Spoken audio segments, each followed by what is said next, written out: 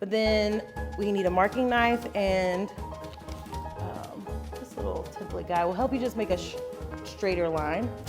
You'll take this, line it up to the lines on your template, and you'll use the marking knife to score the top of the wood so that you know where to cut later. Your marking knife has like a beveled side. You want to use the flat side towards your little metal guide here.